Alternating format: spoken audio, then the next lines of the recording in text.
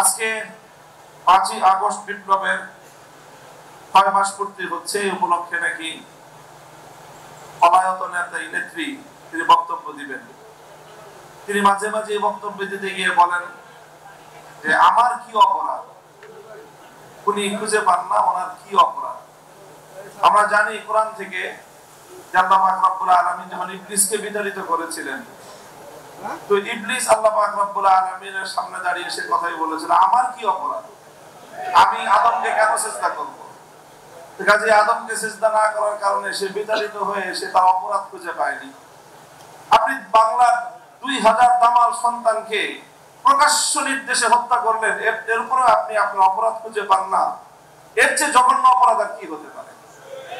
কাজে এই জন্য যদি আজকে বক্তব্য দেনই, তাহলে আমি আশা করব এবং আহ্বান জানাবো এমন একটা বক্তব্য দিবেন যে আপনি মাস্টার মাইন্ড হিসেবে কাকে কাকে হত্যাকাণ্ডের নির্দেশ দিয়েছিলেন, এই জুলাই আগস্ট হত্যাকাণ্ডের সকল সংশ্লিষ্ট অপরাধীদের তালিকা স্বীকারোক্তিমূলক একটি বক্তব্য আপনি দিবেন এবং সেই বক্তব্যের সূত্র ধরে আপনাদের এই 164 জাতির সামনে আপনারা করবেন।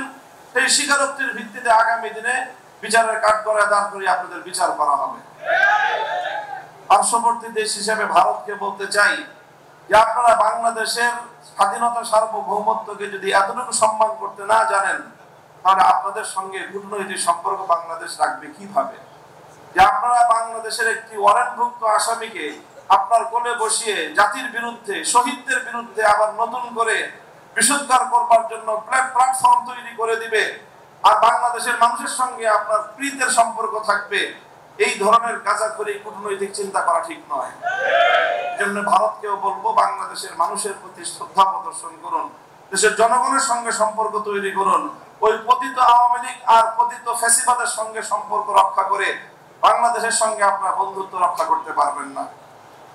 প্রিয় সাথী ও বন্ধুগণ, আরেকটি কথা যে আমরা ইতিমধ্যে দেখছি সাম্প্রতিক সময়ে যে মাঝে মাঝে বিভিন্ন জায়গা দিয়ে এই পতিত স্বৈরাচারী ফ্যাসিবাদের দোসররা তারা মাথা তুলে দাঁড়াবার উকি দেওয়ার চেষ্টা করছে, বিশেষ করে যখন সকল নাগরিকরা ঘুমিয়ে থাকে সকাল সকাল নিভৃত সময়ে।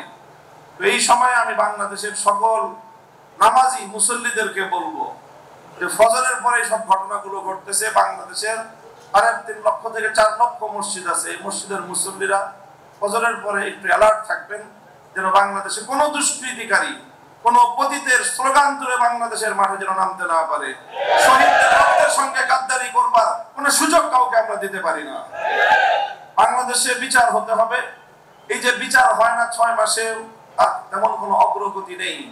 এটার অন্যতম আরেকটা কারণ হলো যে বাংলাদেশের প্রচলিত ব্রিটিশ প্রবর্তিত বিচার ব্যবস্থা, এই বিচার ব্যবস্থার যে দীর্ঘসূত্রিতা রয়েছে, সেটার কিভাবে জবনিকাপাত ঘটানো যায়, আল্লাহর জমিনে কিভাবে সাম্য এবং ন্যায় বিচারের আল্লাহ প্রদত্ত কোরআনের বিচার ব্যবস্থা প্রতিষ্ঠা করা যায়, সে লক্ষ্যে আমাদেরকে এখন থেকে অগ্রসর হওয়া দরকার।